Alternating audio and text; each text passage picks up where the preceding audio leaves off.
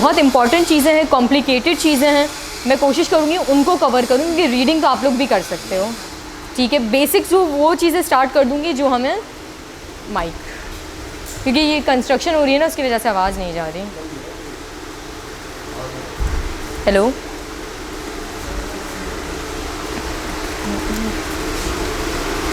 अभी आप लोगों को मिल चुके हैं नोट्स? नोट्स मिल गए हैं ना?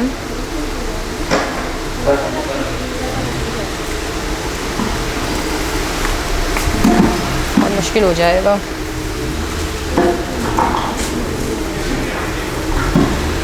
अच्छा, we'll start with the definition of crime, ठीक है। What is crime? पहले तो आप लोग खुद उसे डिफाइन करना स्टार्ट करें।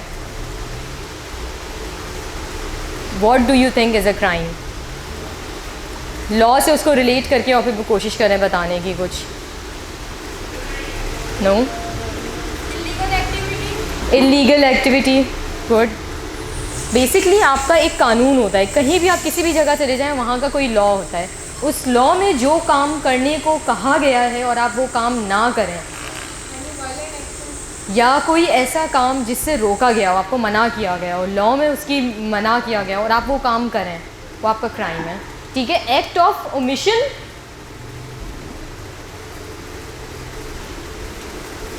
फॉर एग्जाम्पल लॉ में है कि आपने अपने टैक्सेस पे करने हैं, ठीक है। आप वो पे नहीं करते अपने टैक्सेस तो it's an offence punishable by law, तो हुकूमत आपके ऊपर कोई ना कोई पनिशमेंट लगाएगी, हम इसे क्राइम बोलते हैं। अब ये बहुत छोटी सी चीज़ है, क्राइम इसके अलावा भी बहुत से होते हैं, ऐसे काम आप करें जिसका लॉ में मना किया गया हो, ठीक है। लॉ ने आपको कहा आप किसी के राइट्स को इन्फ्रिंज नहीं करेंगे, आप किसी का कत्ल नहीं करेंगे, तो ये वाले जब कोई भी काम आप करेंगे तो वो आपका क्या होगा? क्राइम। सिंपल सी डेफिनेशन है। अच्छा, when you are making notes और when you are attempting paper, what is it that you need to keep in mind? आपके स्मार्ट स्टडी पे बात करें, स्मार्ट स्टडी पे नहीं बट पेपर स्मार्टली कैसे आपको सॉल्व करना है। देखिए, क्राइम की जो मैंने डेफिनेशन बताई है, इट्स कॉमन एवरीवेयर। आप अभी यहाँ पर कोई 10-12 लोग बैठे हुए हो, ठीक है, यही लेक्चर कहीं और दिया जाएगा, सबकी क्राइम की डेफिनेशन डिफरेंट होगी। What you have to do is you have to make your paper stand out from others, ठीक है। तो उसके लिए जितना हो सकता है उतनी कोशिश करें। क्राइम के लिए जब आप स्टार्ट कर रहे हैं तो आप एक उसकी जनरल डेफिनेशन निकाल लें, ठीक है, किसी डिक्शनरी की, ऑक्सफोर्ड डिक्शनरी की निकालनी है, किसी भी डिक्शनरी की एक मीनिंग निकाल लें। दूसरी, आप इसकी एज़ पर क्रिमिनोलॉजिस्ट कोई डेफिनेशन निकाल लें, सदरलैंड उसको किस तरह से डिफ़ाइन कर रहा है, या फिर हाँ जी बिल्कुल, कोई भी किस तरह से डिफ़ाइन कर रहा है। तो आप बस एक तो 2 डिफरेंट पॉइंट ऑफ व्यू आ जाएंगे, 2 डिफरेंट डेफिनेशन आ जाएंगे, आपका आंसर का जो कंटेंट है ना, वो थोड़ा मटेरियल जो है उसमें क्वालिटी बेहतर हो जाएगी, ठीक है। तो ये कोशिश कीजिएगा कि 2-3 डेफिनेशन, एटलीस्ट 2 डेफिनेशन हो। इसके अलावा भी कोई और सब्जेक्ट है आपका, तो हर सब्जेक्ट में जहाँ डेफिनेशन लिखनी हो कोशिश करें कि उसको थोड़ा सप्लीमेंट करें 2 डिफरेंट डेफिनेशन से, एक बुकिश और एक डिक्शनरी की मीनिंग, ठीक है। तो क्राइम हो गया, starting with I can only hold one thing at a time, either this or this. That looks very good. Elements of crime. ये एक क्वेश्चन आपका पास पेपर में आया हुआ है,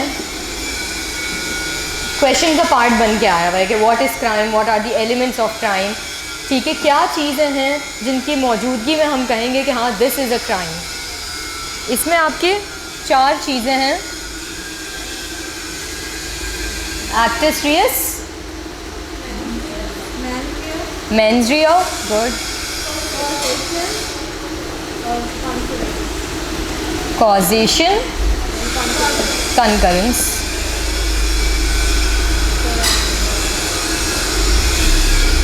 This is your action. This is your intent, causation and concurrence. ये चारों चीज़ें जो हैं, अब इसमें से कौन सी चीज़ प्रेजेंट होगी, कौन सी नहीं होगी, किस मोमेंट पे हम कहेंगे क्राइम है या नहीं है, ठीक है। बहुत सी ऐसी चीज़ें होती हैं जो हम पाकिस्तान में करेंगे तो क्राइम होगी, हम बाहर कहीं जाएंगे तो वो क्राइम नहीं होगा, ठीक है। Starting with actus Reis.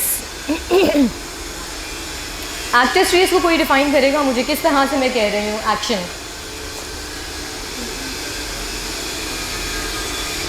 कोशिश तो करें, यहाँ पर आप लोग जो बोलेंगे ना, आप खुद, मैं जो बोलूँगी वो तो आप लोग भूल जाएंगे, आप लोग खुद से बोलेंगे ना, आप लोगों को याद रहेगा वो चीज़। आप कुछ कहना चाह रहे हैं तो कह सकते हैं। खैर, actus reus is your actual action, just thinking about crime, committing a crime. Okay for example, if I am sitting here right now and I think of invading taxes, कि मैं टैक्सेस पे नहीं करूँगी, सिर्फ मैं सोच रही हूँ, सिर्फ मैंने इंटेंशन अपना शो किया है और एक्शन नहीं है, तो इट्स नॉट अ क्राइम।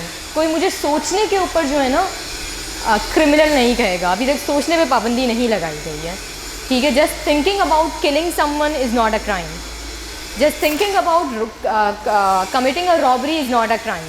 तो अगर सिर्फ अगर एक्टिव स्ट्रेस मौजूद नहीं है किसी भी एक्टिविटी में, कोई क्रिमिनल एक्शन मौजूद नहीं है किसी एक्टिविटी में, तो हम उसे क्राइम नहीं कहेंगे। इसके बरक्स मेंस रिया की बात हो रही है, criminal intention. There is an action which is technically considered a crime, ठीक है, बट वहाँ पर क्रिमिनल इंटेंट नहीं था, आपकी नीयत नहीं थी।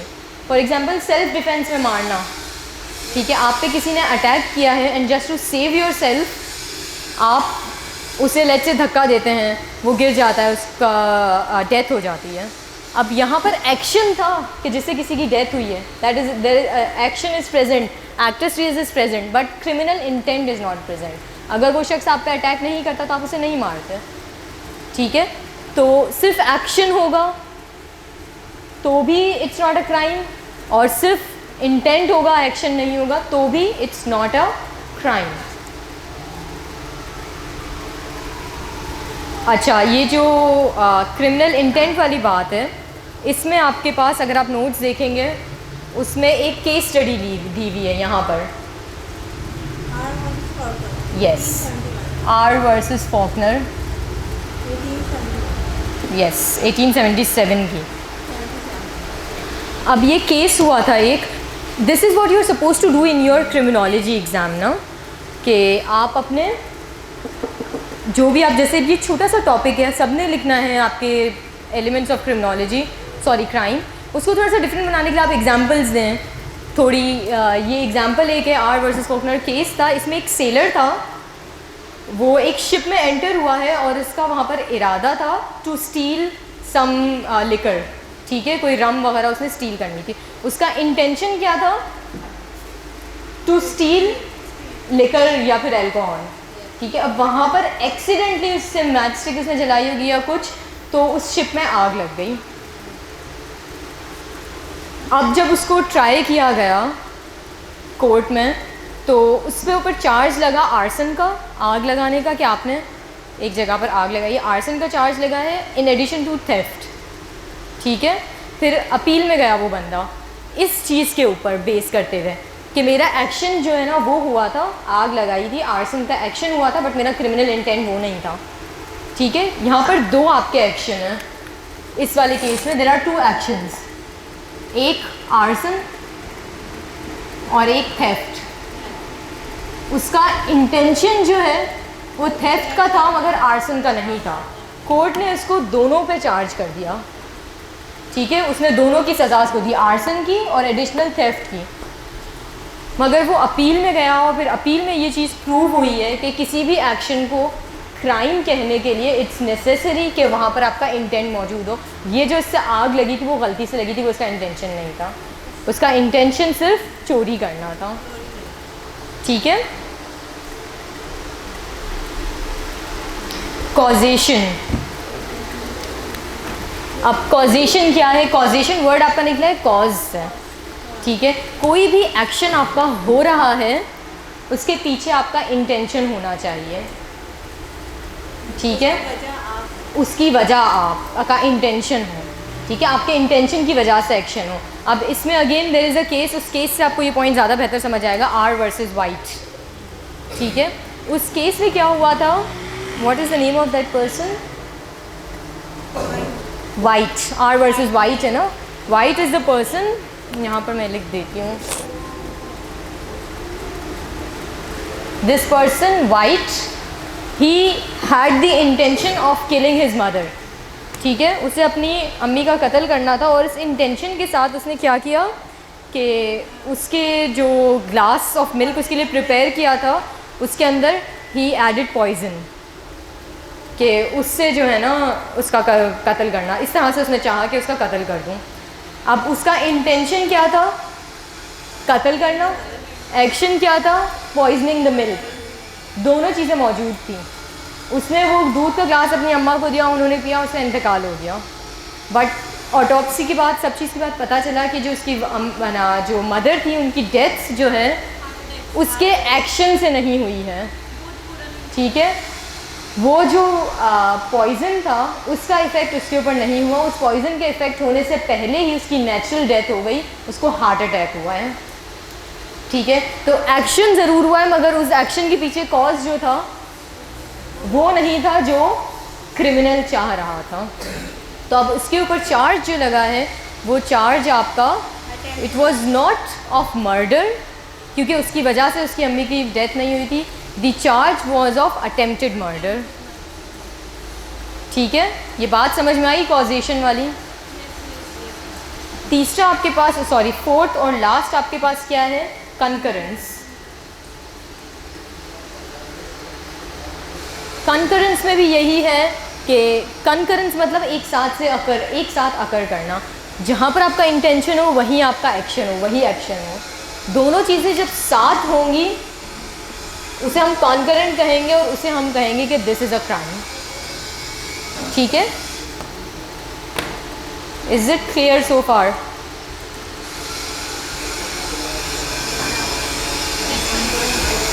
There are two. अब मैं छोटी छोटी फ़िलहाल चीज़ें बता रही हूँ ताकि थोड़ा सा आप लोगों को, अगर हम आगे जब हम थियरीज़ करेंगे उनमें ये चीज़ें छोटी छोटी डेफिनेशन वगैरह आए तो आपके पास क्लियर हो ना ये चीज़ें। अब there are two types of crime.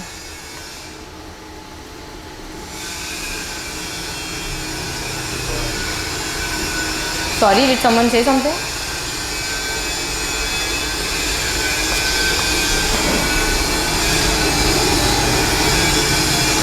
Mala in se and mala prohibita.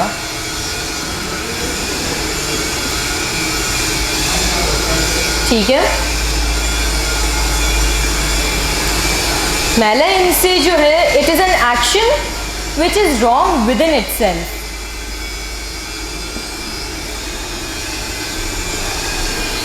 Mala prohibita is an action which is prohibited by law या फिर statute आपका लॉ ही होगा। To types of crimes, mala in se and mala prohibita। ठीक है, mala in se का literal translation है something which is wrong with in it self. ठीक है, किसी का कत्ल कर देना, किसी से उसका कोई राइट छीन लेना, वो action with in it self अगर लॉ में नहीं भी लिखा हुआ तो इट्स रॉन्ग। ठीक है, आपको वो लॉ में वैसे तो लिखा हुआ है बट लिखने की ज़रूरत भी नहीं है।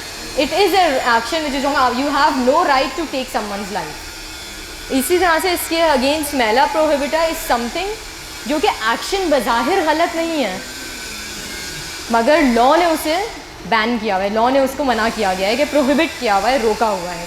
यहाँ की एग्जांपल बहुत सिंपल सी है, चोरी करना। यू हैव नो राइट,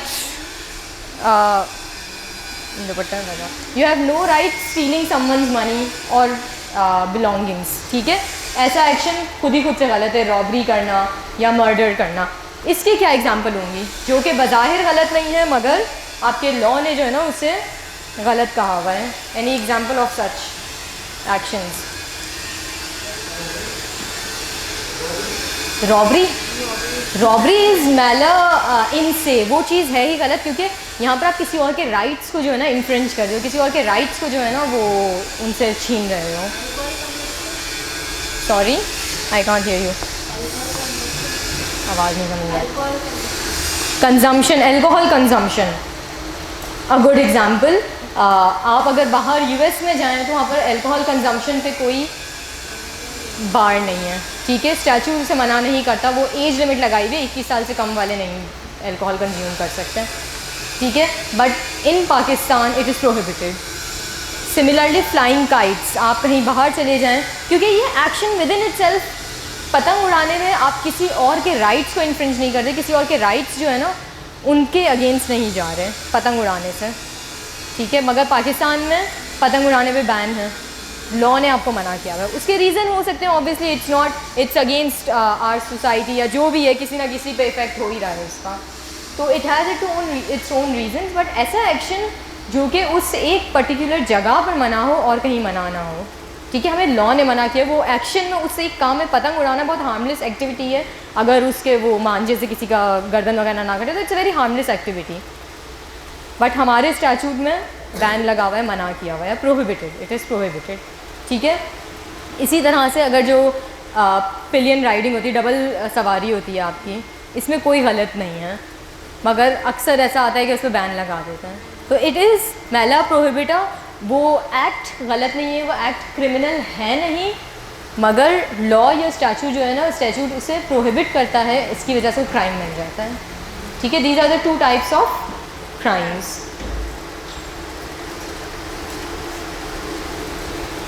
इसके बाद आपके पास टॉपिक्स हैं अंडरस्टैंडिंग क्रिमिनोलॉजी, जिसमें आप क्रिमिनोलॉजी एज अ सब्जेक्ट, उससे रिलेटेड क्वेश्चंस आए हुए हैं आपके, उसमें भी आपने यही करना है, पहले लिटरल मीनिंग निकाल लेनी है। उन नोट्स में आपकी एग्जैक्टली लिखी हुई है ना, सदरलैंड की एक मीनिंग है, ठीक है, डेफिनेशन।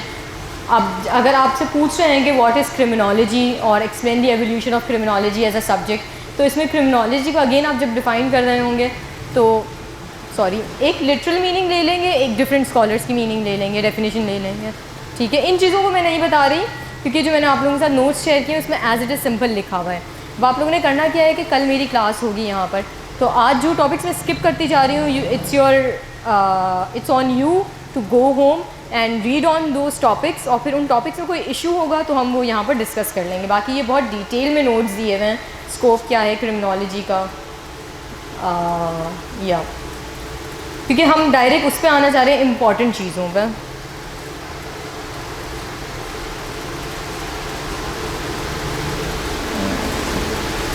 और फिर भी if we get time in the end, तो ये जो चीज़ें मैं ड्रॉप करती जा रही हूँ हम ये भी कवर कर लेंगे।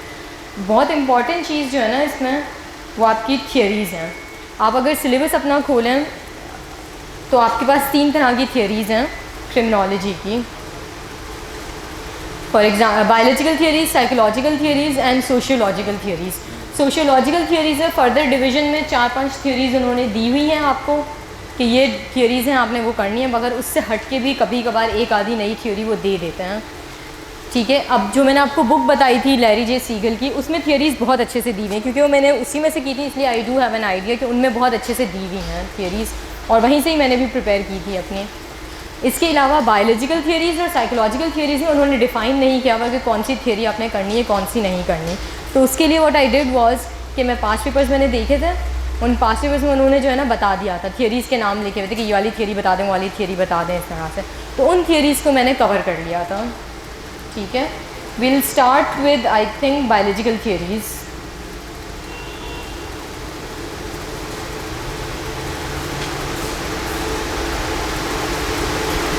And I've lost it.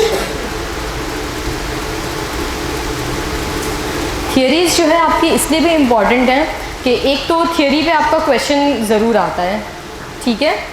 अगर वो क्वेश्चन ना भी आए थियरी पे, तो इन आगे कहीं आप जब अपने वो लिखेंगे ना पॉइंट्स, कोई भी आगे जितने भी आपके टॉपिक्स हैं, for example there are some topics, आप में से किसी का सिलेबस है? अभी सिलेबस है किसी के पास? एक उसमें जैसे टॉपिक्स हैं आपके कॉजेज़ ऑफ क्राइम, ठीक है, जुवेनाइल डेलिंक्वेंसी के आपके कौन से कॉजेज़ हैं, ये वाले सारे टॉपिक्स आए हैं। उनमें जो है ना आपको अपनी थियरीज़ अप्लाई करना आनी चाहिए। जब हम थियरीज़ करेंगे तो ये थियरीज़ आपको बेसिकली एक्सप्लेन कर देंगे what are the causes of crime, क्या रीजंस हैं जिसकी वजह से हम कहते हैं कि कोई भी एक शख्स क्राइम की तरफ राग़िब होता है, ठीक है। तो जब आप अपना वो इस तरह का कोई आंसर लिख रहे हो कि कॉजेज़ ऑफ जुवेनाइल डेलिंक्वेंसी, तो उसमें आपके सोशियोलॉजिकल थियरीज़ आप कोई एक आधी मेंशन कर सकते हैं, आप अपनी साइकोलॉजिकल थियरीज़ मेंशन कर सकते हैं कहीं ना कहीं। सॉरी, डिड समवन से समथिंग? खैर, ये वाली थियरीज़ जो है ना आपको अप्लाई करने आनी चाहिए कि कहाँ पर कैसे और किस तरह से अप्लाई करनी है, इसलिए ये थियरीज़ ज़्यादा इंपॉर्टेंट है। एक तो आपका एक क्वेश्चन ज़रूर निकलेगा इन थियरी से पार्ट 1 में, एक इंट्रोडक्शन में से क्वेश्चन आएगा, एक थियरीज़ में से, sorry, sociological, biological and psychological, 3 broader है, फिर उसमें फर्दर डिविजन हैं थियरीज़ के, ठीक है। Will start with biological theories. अच्छा, बायोलॉजिकल थ्योरीज़ को बायोलॉजिकल पॉजिटिविज्म भी कहते हैं, उस तरह से भी एक दफ़ा क्वेश्चन आया हुआ है। बायोलॉजिकल थ्योरीज़ जो हैं रिडंडेंट हो गई हैं, not many people believe in these theories any more. उसका रीज़न भी है, वो हम जब थ्योरीज डिस्कस करेंगे आपको खुद को समझ में आ जाएगा कि बहुत सी चीज़ें बहुत रिडिकुलस हैं, ठीक है। सबसे बिल्कुल आपके जो अर्ली क्रिमिनोलॉजिस्ट हैं who tried to study crime causation या थ्योरीज ऑफ क्राइम, उनमें आपका सबसे पहला नाम जो है वो आता है फिजियोग्नोमिस्ट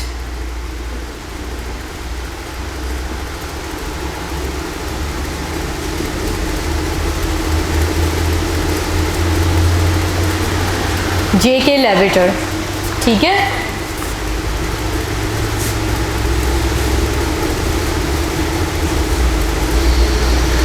ये फिजियोग्नोमिस्ट का नाम सबसे पहले आता है। अच्छा, ये चीज़ें आपके लिए इसलिए भी ज़रूरी है, MCQs में भी आ सकती हैं, ठीक है। तो जब थ्योरीज़ आप पढ़ रहे हो ना, इसको बुक में से, मैं तो अभी सरसरी तौर पे आप लोगों को एक्सप्लेन करूँगी, डिटेल्स जो है ना आप बुक में से ज़रूर देख लेना। अच्छा, J.K. लेविटर ने क्या किया था, उसने जो है ना लोगों के फेशियल फीचर्स को स्टडी किया था और बताया था कि हम इन फीचर्स को देख के डिटरमाइन कर सकते हैं कि weather a person will be is a part of anti social behaviour, is engage in anti social behaviour. एक चीज़ हम पहले यहाँ पर डिस्कस कर लेते हैं।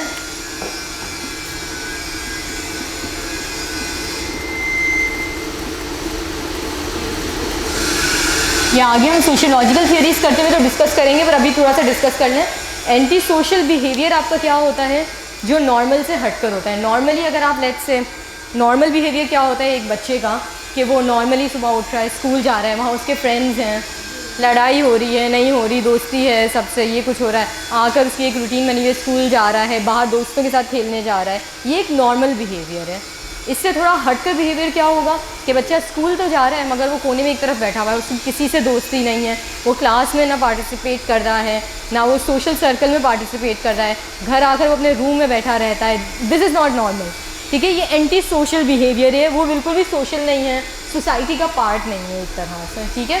और साइकोलॉजिस्ट और सोशियोलॉजिस्ट का कहना ये है कि anti social behaviour is one of the major cause of crime, or it is one of the reasons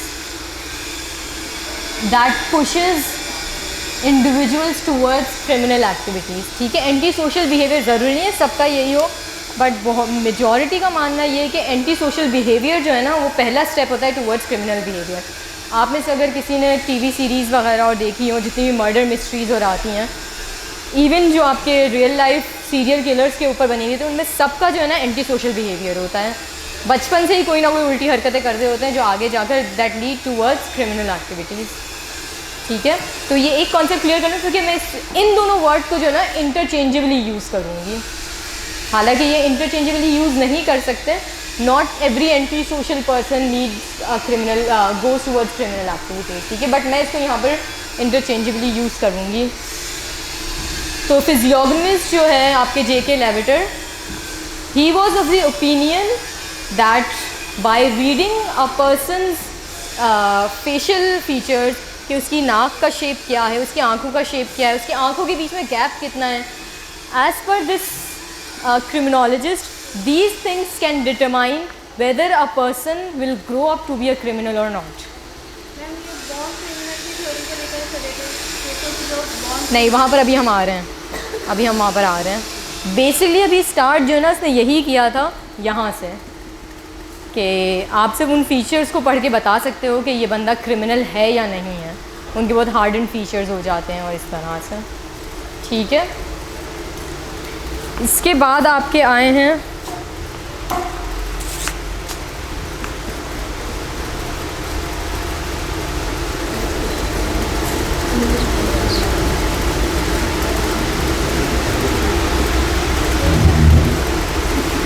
France J gall, फ्रेनोलॉजिस्ट।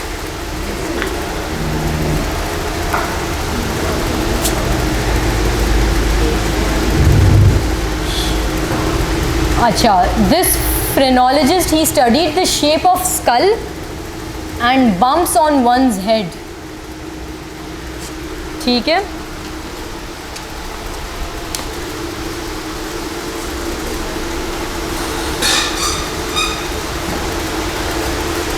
यहाँ पर से सिर्फ फेशियल फीचर्स पढ़े थे, आई थिंक ये बंद हो गया है ना। इसने सिर्फ फेशियल फीचर्स पढ़े थे, इसने जो है ना आपका स्कल का शेप ऑफ स्कल और उसके ऊपर कितने बम्प्स हैं, आपके ब्रेन की एक्टिविटी और इन चीज़ों को पढ़कर और डिफ़ाइन किया था कि based on this you can determine a person के वेदर ही और शी इज़ और will be engage in criminal activity और नॉट। ठीक है, ओके, तो आप चलिए। ठीक है,